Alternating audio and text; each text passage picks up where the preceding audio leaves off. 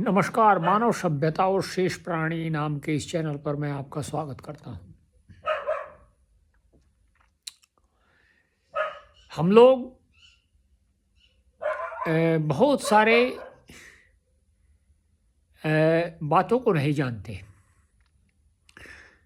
उनमें से कुछ बातें ऐसी हैं जो हमें जीवन में सुख प्रदान कर सकती हैं यदि हम उनको जाने तो, और यदि हम उनसे विमुख हो जाएं तो वे हमें सुख प्रदान नहीं कर सकती।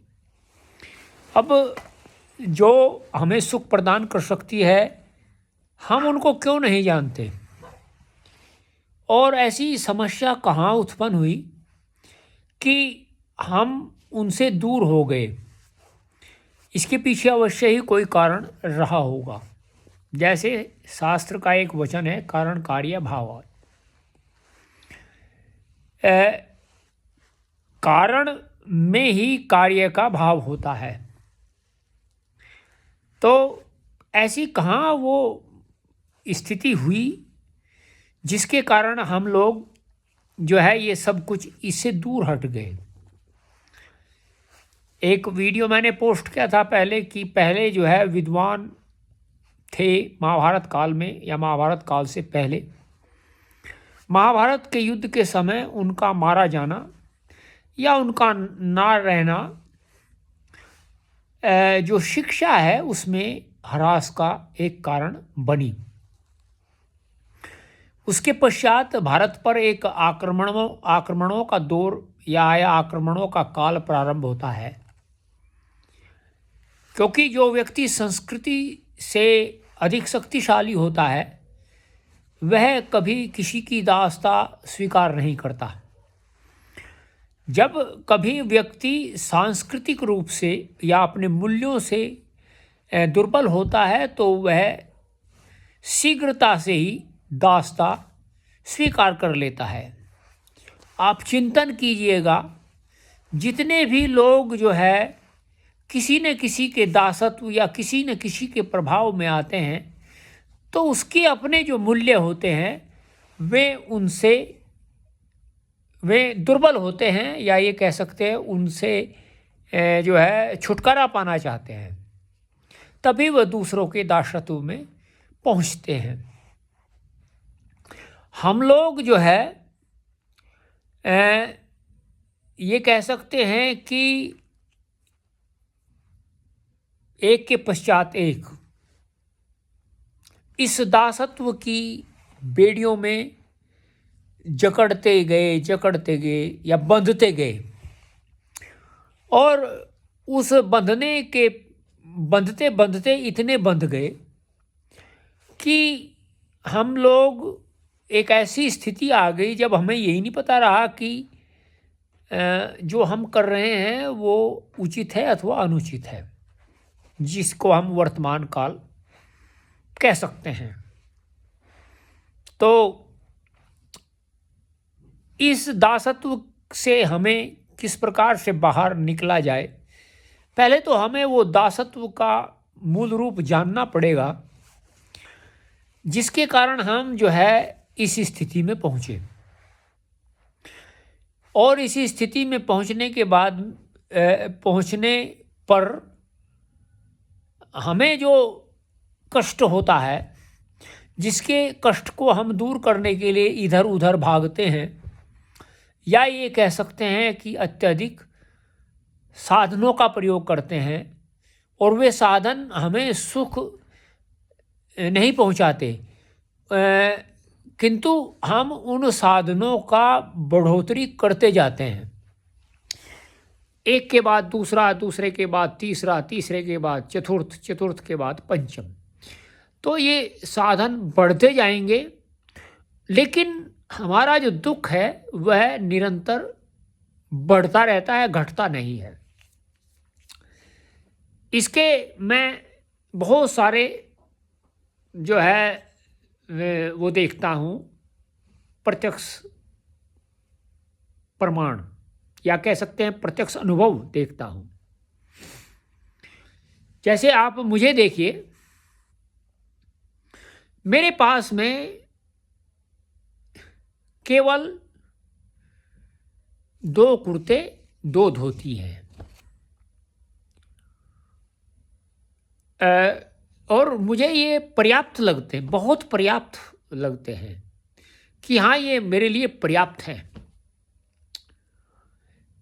और वैसे यहाँ देखिए ये है, तो बहुत सारे लोग आएंगे जो उस दासत्व में जो है बंधे हुए हैं, वो मुझे बहुत सारी प्रकार की इस प्रकार के परामर्श देते हैं, लेकिन उनको ये नहीं पता है कि एक जो है फिलोसोफर थे अंग्रेजी के, उन्होंने एक जो है सेंटेंस बताया, उसमें लिखा कि लेस इज मोर। मनुष्य के पास में जितना कम से कम हो वही पर्याप्त होता है।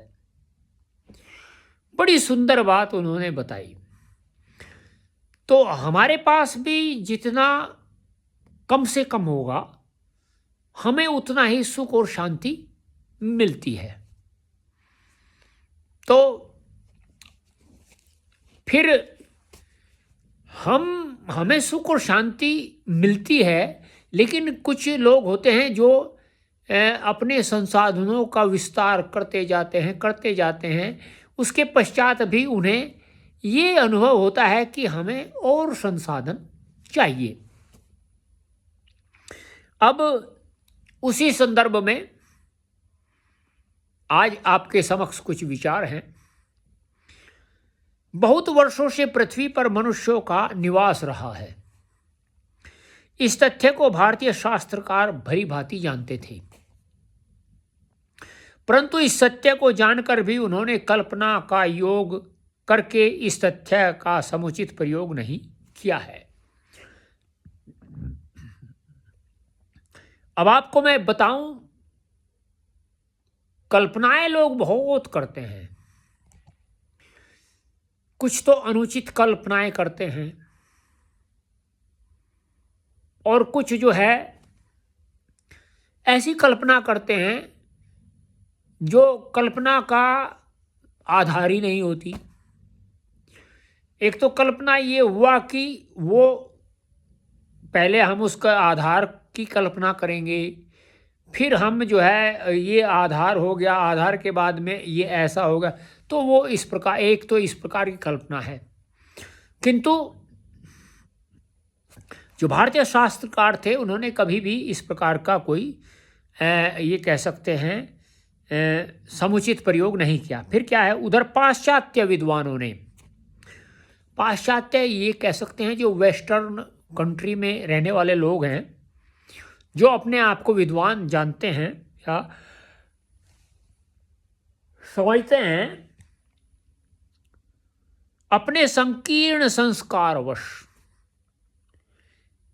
ईस्वी पूर्व के 2-3 हजार वर्षों के भीतर ही संस्कृत साहित्य के उद्गम की कल्पना की है। अब जिन्होंने जिसको जाना नहीं या जिसको जानते नहीं, जिनका जिसके साथ में कोई संबंध नहीं है, वो लोग उसके विषय में यदि कल्पना करते हैं तो आपको वह कल्पना कैसी लगेगी? एक बात। दूसरी बात, काल गणना के संबंध में भारतीय पुराणकारों की कल्पनाएं जितनी असंभव है, काल गणना के विषय में भारतीय जो पुराणकार हैं उनकी गणनाएं भी जो है वह कपोल कल्पित हैं। पाश्चात्य विद्वानों की कल्पनाएं उतनी ही संकीर्ण हैं, और जो पाश्चात्य विद्वान हैं उनकी भी जो है वे संकीर्ण का अभिप्राय उनसे भी छोटी। इसलिए दोनों ही दोषपूर्ण हैं। अतः सत्य के अनुसंधान करने वालों के लिए यही युक्ति संगत है कि वे संस्कृत साहित्य के प्रादुर्भाव काल के संबंध में किसी निश्चित निर्णय का हट न करें।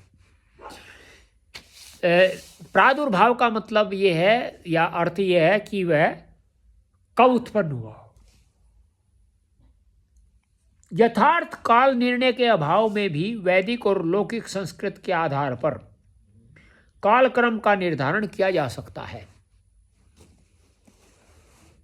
अब कालक्रम का जो निर्धारण है, आपने देखा होगा, अब तो कालक्रम का आधार जो है वो कार्बन डेटिंग हो गई है। किंतु यदि हम किंतु जो पुस्तकें हैं वो कार्बन डेटिंग के आधार पर उनका कोई काल निर्णय नहीं होता है। वो उनकी शैली, यह शैली कब थी उसके आधार पर ही इसका निर्णय होता है। तो अब आगे क्या है, यह भी सर्वत्र मान्य नहीं हो सकता क्योंकि अनेक परवर्ती ग्रंथों की रचना प्राचीन भाषा के अनुकरण पर ही हुई है और साथ ही अनेक प्राचीन ग्रंथों में भी कालांतर में बहुत से प्रक्षिप्त अंश समाविष्ट हो गए हैं। देखिए, प्रक्षिप्त अंश भी समाविष्ट हैं ग्रंथों में।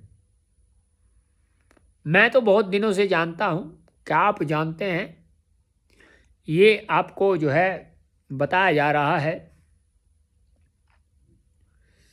वेदों के ही मंत्र और ब्राह्मण अंशों में भाषा के 3-4 रूप देखने को मिलते हैं। उनमें ऋचाएं यजुः मंत्रों से प्राय प्राचीन हैं। ऋचाओं के भी कालक्रम से 3 भाग प्राचीन, अप्राचीन और मध्यम किए जा सकते हैं। विस्तार भय से इस विषय के उदाहरण नहीं दिए जा रहे हैं। दार्शनिक मतों का पूर्वापर संबंध भी इसी प्रकार निश्चित किया जा सकता है। तो आप देखिए, हम लोग जो है इस प्रकार से धीरे धीरे अपने पथ से लुढ़कते चलना प्रारंभ हुए और लुढ़कते लुढ़कते हम ऐसे लुढ़कते रहे, अभी भी लुढ़क ही रहे हैं कि हमें अपने जो मूल स्वरूप है उसका भी कोई जानकारी नहीं है और न हमें इस बात का पता है कि हमारी जो राष्ट्रभक्ति है वो क्या है और वो कैसी होनी चाहिए और हम किस प्रकार से जो है अपने राष्ट्र के एक सच्चे या सत्य नागरिक बन सकते हैं, ये भी हमें उसकी जानकारी नहीं है। हम भारतीय संस्कृति से भी अनभिज्ञ हैं, भारतीय ग्रंथों से भी अनभिज्ञ हैं। भारतीय संस्कृति का प्रादुर्भाव किस प्रकार से होता है हम उससे भी अनभिज्ञ हैं। भारतीय संस्कृति में ऐसा क्या है हम उससे भी, जो हमें उन्नति के मार्ग पर ले जाए, उससे भी हम अनभिज्ञ हैं। हमें इस अनभिज्ञता को तोड़ना होगा और यही हमारा एक प्रयास है, सत्य पर आधारित। आपको ये कैसा प्रयास लग रहा है, इसके लिए आप इस चैनल को अधिक से अधिक सब्सक्राइब करिए, लाइक करिए, कमेंट करिए और शेयर करिए और जो है इंस्टाग्राम और फेसबुक पर भी @सत्येंद्र मलिक से के नाम पर फॉलो करिए। आपको आगे इसी प्रकार की वीडियो प्राप्त होती रहेंगी, अच्छी और बहुत सारे जो है आपको बताए जाएंगे, क्योंकि ये सभी विषय एक दूसरे से जुड़े हुए हैं। हमें ये, क्योंकि ये इसका विस्तार है, हमारे सामने कुछ ये है, ये विस्तार है। हमें यदि उनको मूल तक ले जाना है तो उन सबको हमें साथ रखना होगा और उसकी जानकारी हमें साथ ही करनी पड़ेगी। हम आपसे फिर आपके समक्ष उपस्थित होते हैं एक नई वीडियो के साथ में। नमस्ते।